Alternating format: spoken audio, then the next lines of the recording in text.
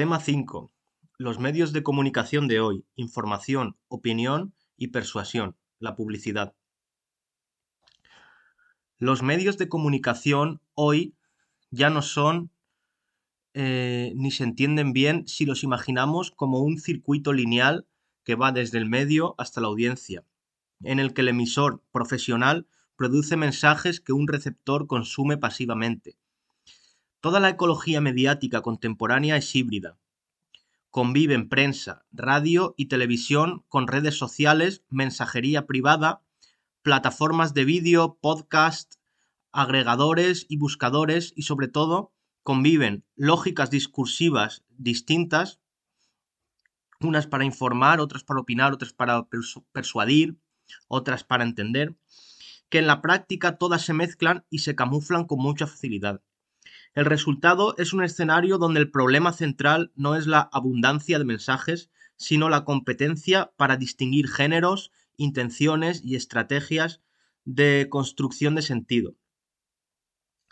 ¿Qué se presenta como hecho? ¿Qué es interpretación? ¿Qué es propaganda? ¿Qué es marketing?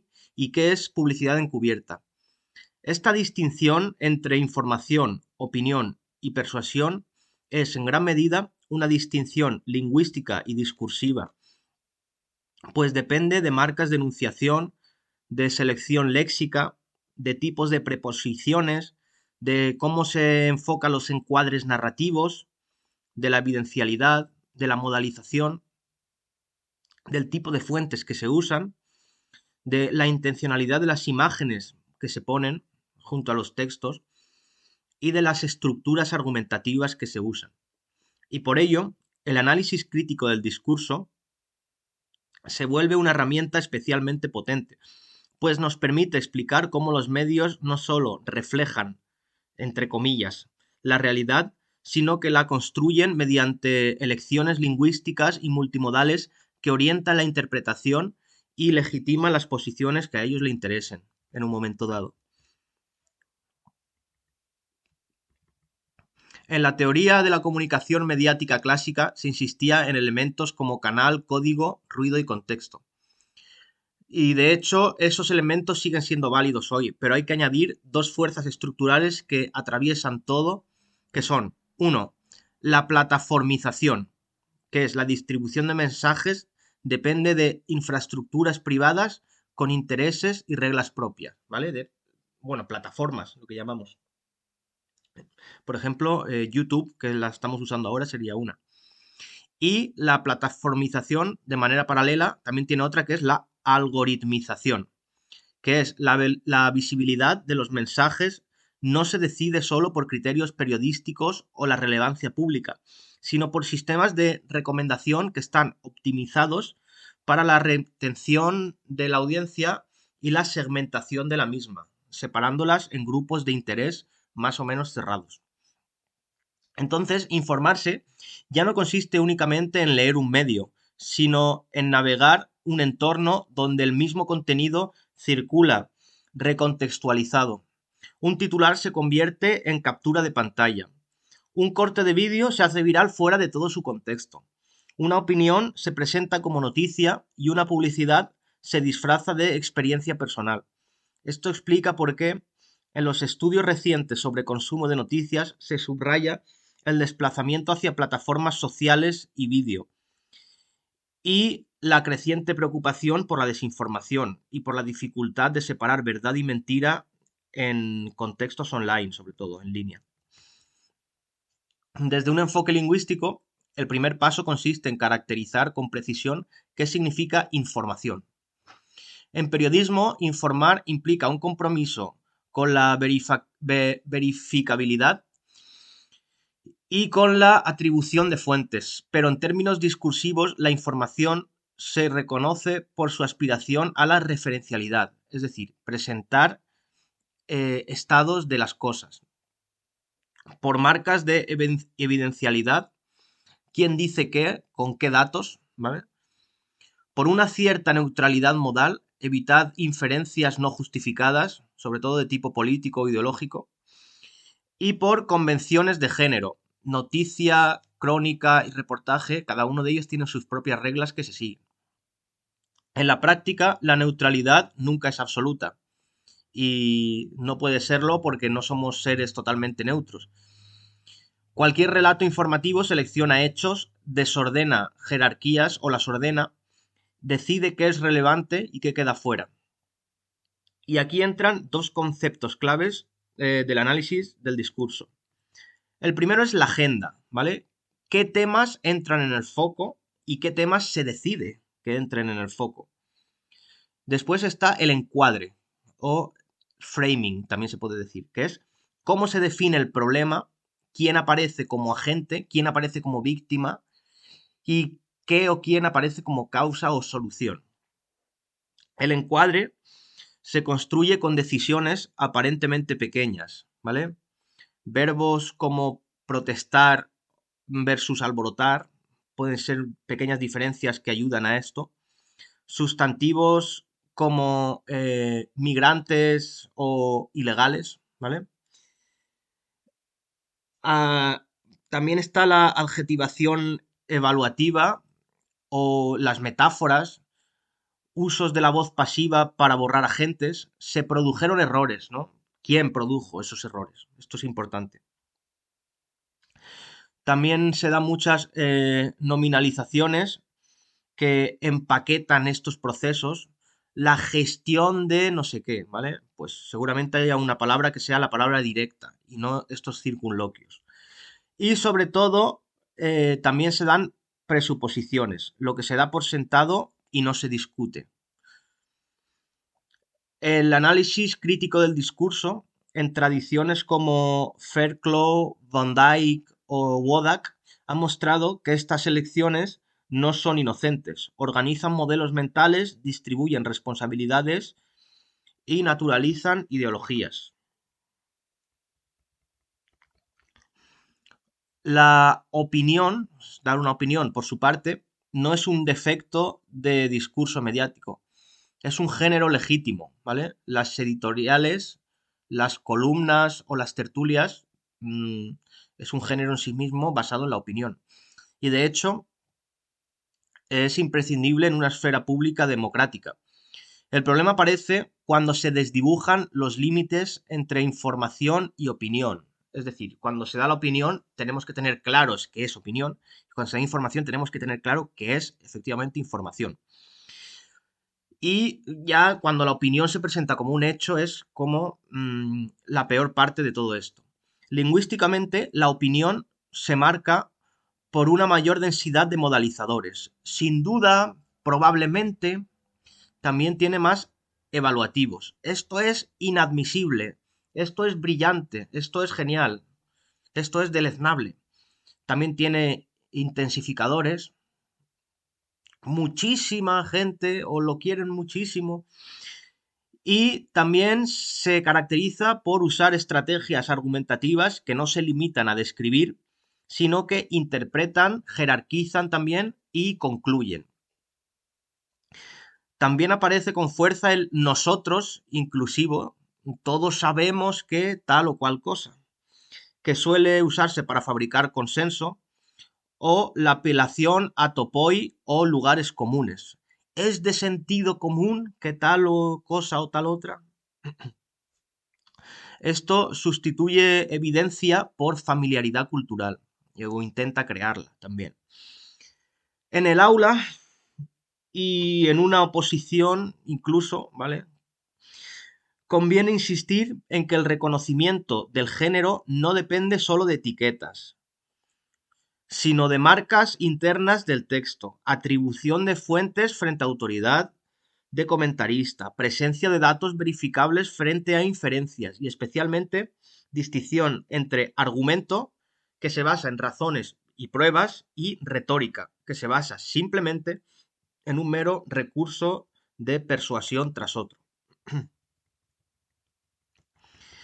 Y aquí vamos a introducir el tercer término de todo esto, la persuasión.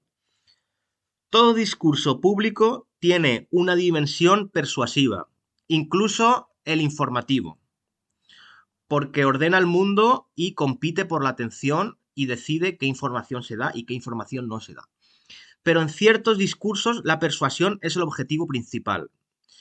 La propaganda, el marketing, los discursos políticos están centrados en esto.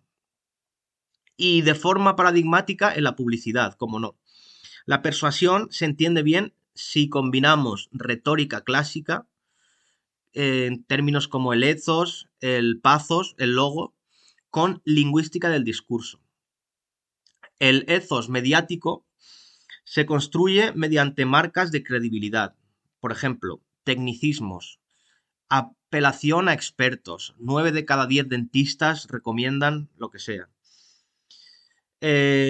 Escenografías, platós, gráficos, señores con corbata o colocarle un fonendoscopio a una persona y que te diga cualquier cosa.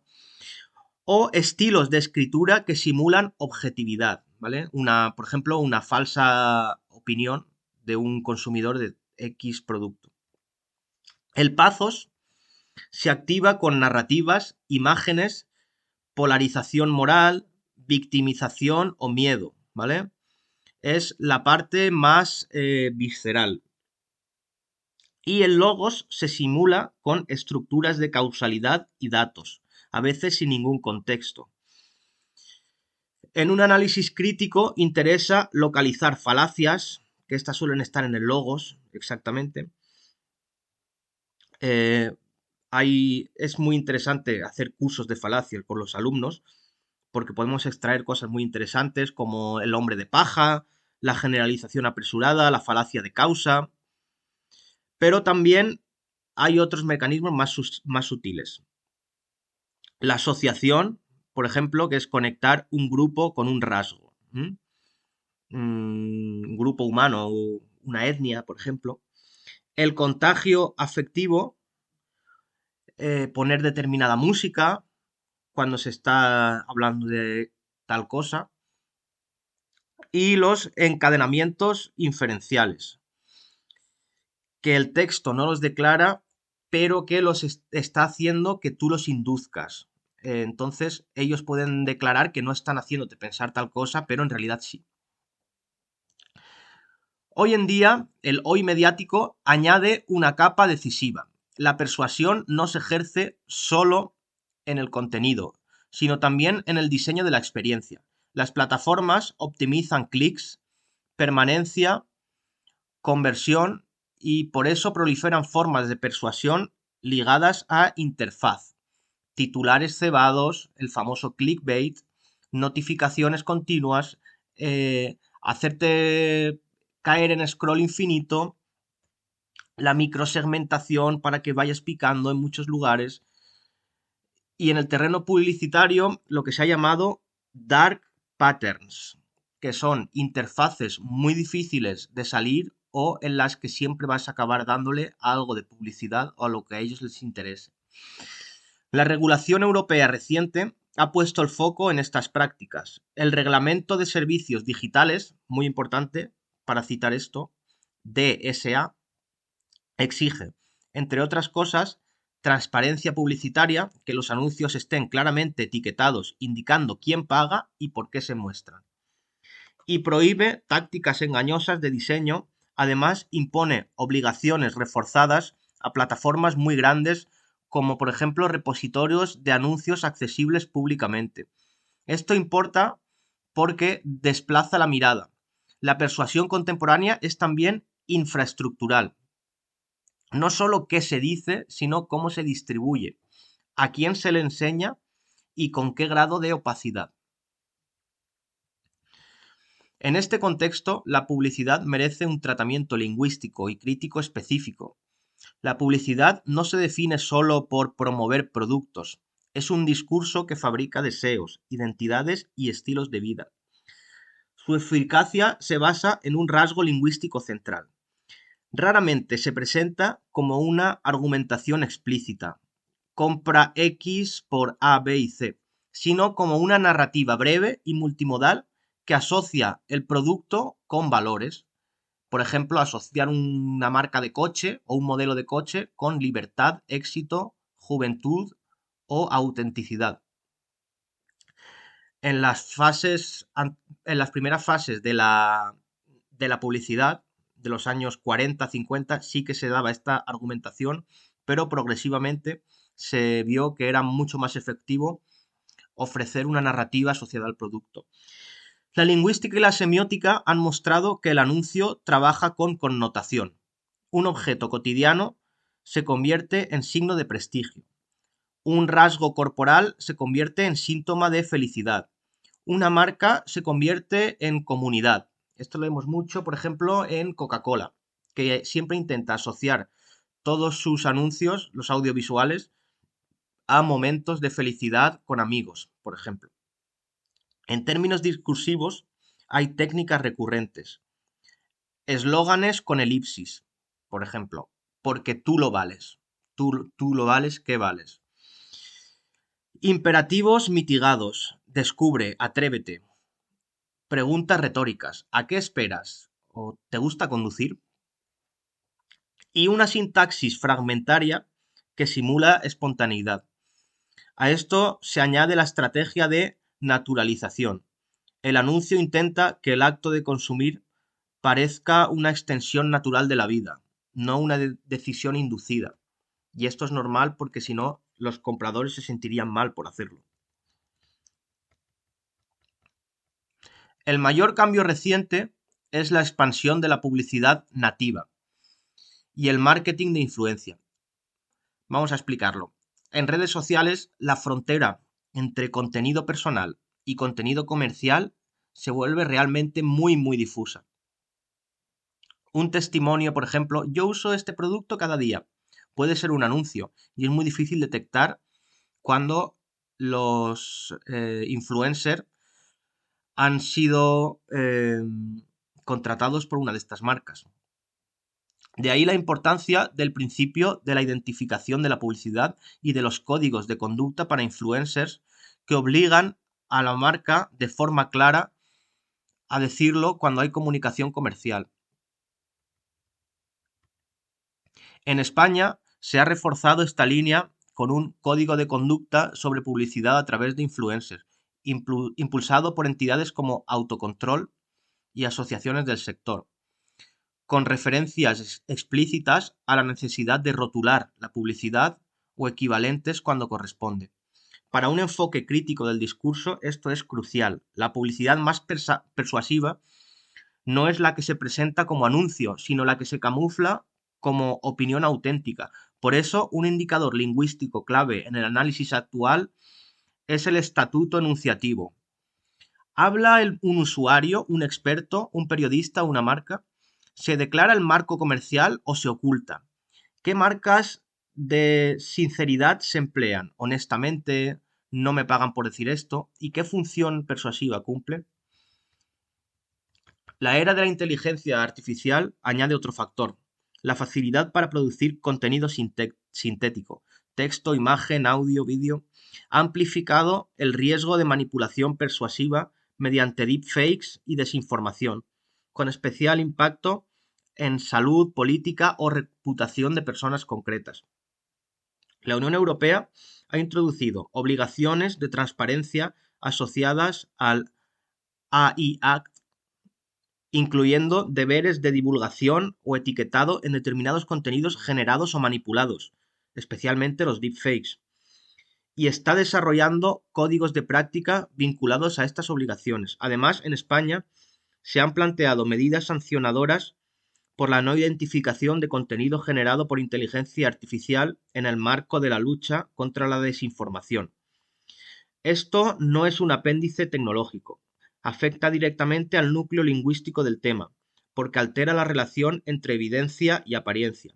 Lo verosímil se puede fabricar con una facilidad inédita y, por tanto, la alfabetización mediática debe incluir ciertos criterios discursivos, fuentes, atribución, coherencia, trazabilidad y también criterios técnicos básicos, por ejemplo, señales de manipulación, contextos de publicación, repositorios de anuncios, etc. Casos recientes de deepfakes usados para desinformación sanitaria muestran el impacto social de esta deriva. Desde el análisis crítico del discurso, una propuesta sólida para el tema es presentar un kit de herramientas de lectura crítica aplicable a noticias, tanto noticias como opinión, persuasión y publicidad. Este kit puede estructurarse, por ejemplo, en 5 preguntas lingüístico-discursivas. La primera es: ¿quién habla? ¿Un enunciador, una autoridad, una voz citada o hay una polifonía? ¿Qué se da por supuesto? Es decir, ¿qué implicaturas hay? ¿Cómo se nombra? ¿El léxico es valorativo? ¿Hay eufemismos? ¿Hay metáforas? ¿Cómo se argumenta? ¿Hay falacias, evidencias? ¿Y cómo se legitima? ¿Hay moralización? ¿Hay naturalización? ¿Hay construcción de enemigos? Con esto, el tema deja de ser descriptivo y se vuelve operativo. Esto demuestra competencia teórica y además capacidad de análisis. Cierra muy bien añadir una proyección didáctica breve pero incisa. Trabajar con un mismo tema de actualidad en 3 textos, por ejemplo. Coger una noticia, una columna y un anuncio nativo. Y así se comparan las marcas lingüísticas en cada uno de ellos. Se pueden practicar reescrituras también, convertir una opinión en noticia y explicar qué cambia, o convertir un diálogo en una columna periodística. Está muy bien analizar titulares alternativos de diferentes periódicos y ver el encuadre, identificar presuposiciones, ejercicios de detección de publicidad encubierta en redes, construcción de rúbricas de credibilidad, que sería haciendo una tabulación y poniendo diferentes factores de los que hemos dicho antes. Cositas así concretas dentro de la lingüística permiten trabajar la competencia ciudadana y la competencia mediática sin caer en moralismos. Se trata de enseñar a ver el mecanismo, no de imponer una lectura, desde luego. Y como estamos hablando de fuentes, voy a daros algunas que son bastante interesantes para poner en la bibliografía.